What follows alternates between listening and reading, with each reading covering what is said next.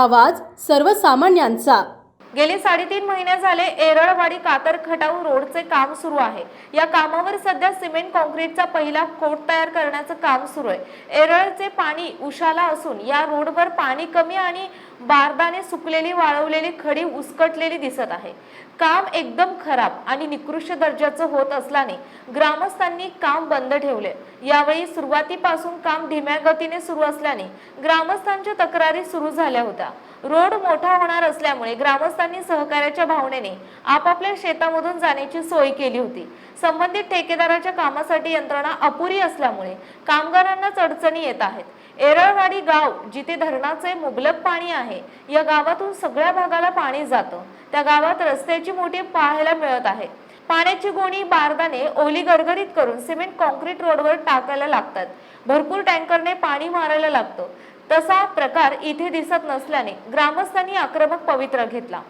ठिकाणी दिशादर्शक फलक नसल्याने आणि वारंवार सूचना करून सुद्धा ठेकेदाराकडून हलगर्जीपणा होत आहे। यामुळे येणाऱ्या जाणाऱ्या दुचाकी प्रवाशांना नाहक त्रास सहन करावा लागत असून या ठिकाणी छोटे मोठे अपघाताला निमंत्रण मिळत आहे। अशा तऱ्हेने सध्या एरळवाडी कातर खटाव रोडचे काम खराब दर्जाचे होत असल्याने नागरिकांनी थांबवले असून कामाचा दर्जा सुधारावा असे सांगण्यात आले। नमस्कार मंडळी, आपण पाहताय मायभूमी न्यूज। आता आपण आलो आहोत एरळवाडी ते रोडवरती आणि ग्रामस्थांच्या या रोडवर काम सुरू असल्यामुळे सिमेंट कॉन्क्रीटचं काम सुरू आहे आणि ग्रामस्थ तक्रारी यायला लागली, खडी उसकटायला लागली। पहिल्याच कोर्टमध्ये जर असं या दर्जाचं काम खराब काम असल्यामुळं ग्रामस्थांच्या तक्रारी आलेत।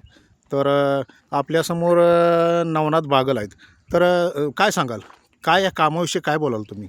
आम्ही आता रोज या रस्त्याने ये जा करतो, पण आम्हाला एक कमी दर्जाचं काम दिसायला लागलं। पुन्हा नंतर आम्ही आमच्या साहेबांची गाठ घेतली आणि साहेबांना बोललो की बाबा साहेब, आपल्या गावचा रस्ता खराब होतोय, तर याच्यावरती जरा लक्ष द्या आणि ह्या कामाची दुरुस्ती करावी असं आम्ही त्यांच्याकडे मागणी केली आमच्या शेतकरीच्या व ग्रामस्थांच्या वतीनं की त्यांना सांगितलं की रस्ता बरोबर होत नाही।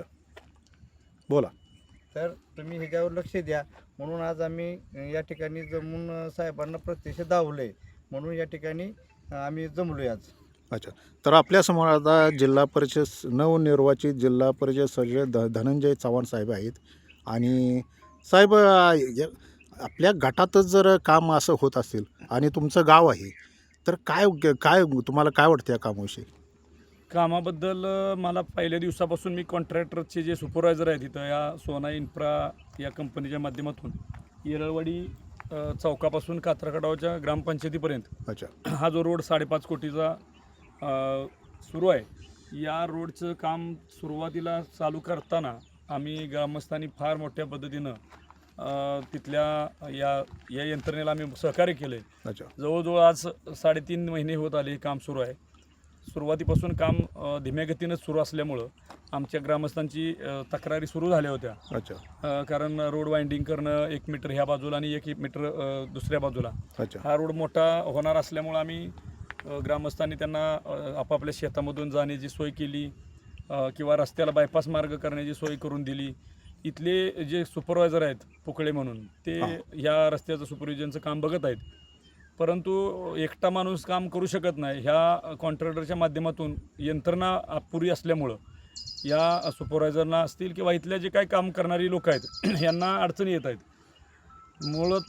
मुळातच पाणी या रस्त्यासाठी खरं तर कमी पडतं हे आम्हाला दिसतंय। उलट एरळवाडीसारखं गाव जिथं पाण्याचा साठा आहे, धरण आहे, तिथून सगळ्या भागाला पाणी जातं, अशा गावामध्ये रस्त्याचं काम सुरू असताना इथं आम्ही पाण्याची टँकर भरून देण्याची सुद्धा त्या कॉन्ट्रॅक्टरला आम्ही सुविधा करून दिलेली आहे।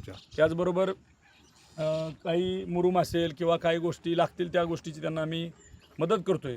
परंतु कंपनीचे कोण मालक आहेत किंवा कोण मॅनेजर आहेत त्यांनी जबाबदारी घेतली पाहिजे होती, त्या पद्धतीनं ती घेत नाहीत। आम्ही बऱ्याच वेळा त्यांना फोन पण करतो आहे की ह्या रस्त्याचं काम तुम्ही बघा। अगदी बांधकाम विभागाच्या साहेबांनासुद्धा आम्ही इथं बोलवलं काल। कारंडे म्हणून जे त्यांचे विभागाचे अधिकारी आहेत तेही या रस्त्याचं इन्स्पेक्शन करून गेलेत। रस्ता अत्यंत निकृष्ट दर्जाचा सुरू आहे।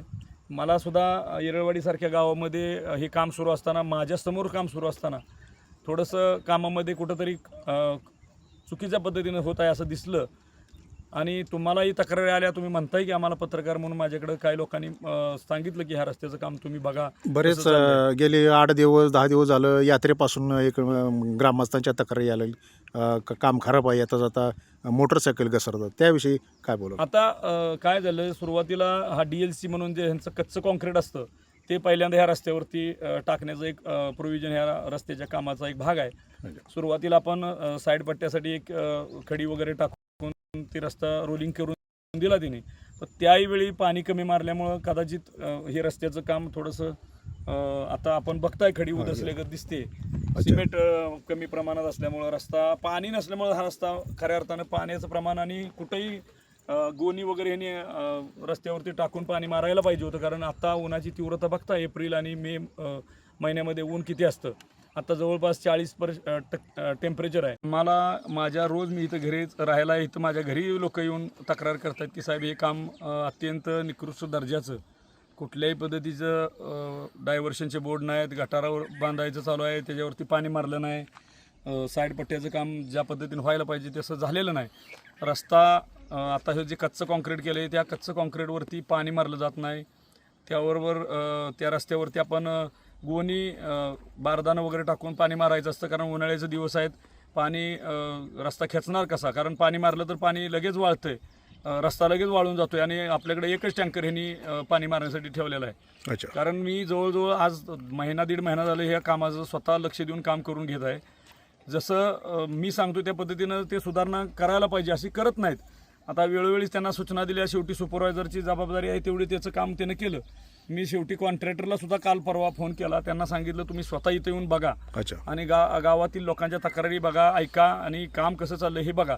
परंतु त्यांना सुद्धा जाग येत नाही. अनेक वेळा फोन करून ते जर इथपर्यंत पोहोचू शकत नसले तर शेवटी आज ग्रामस्थांची इच्छा आहे की हे काम बंद पाडा, काम अजिबात सुरू होऊन द्यायचं नाही. जोपर्यंत रस्त्यावरती गोणी हातरून पाणी मारलं जात नाही, कॉन्क्रीटचं काम प्रॉपर होत नाही, रोलिंग प्रॉपर होत नाही, तोपर्यंत आपण हे काम सुरू ठेवून द्यायचं नाही, अशा पद्धतीची ग्रामस्थांची भावना असते. तर आता साहेब काय म्हणजे काय तुम्ही ॲक्शन घ्याल, म्हणजे काय आता काम खराब होतं? ह्या रोडचे सुपरवायझर आहेत, त्यांना सांगितलंय की तुम्ही रस्त्याच्या दोन्ही बाजूला रस्ते काम सुरू असताना लोकांना येणे जाण्यासाठी अडचण होत आहे, मग साईडला रस्ते काढून द्या किंवा डायव्हर्शनचे बोर्ड लावा. कुठंही त्यांची ती यंत्रणा नाही आहे या ठिकाणी. बोर्ड वगैरे कुठेच नाही, कुठंही नाही. आपल्याला डायव्हर्जनचं कुठं दिलेलं नाही त्यांनी.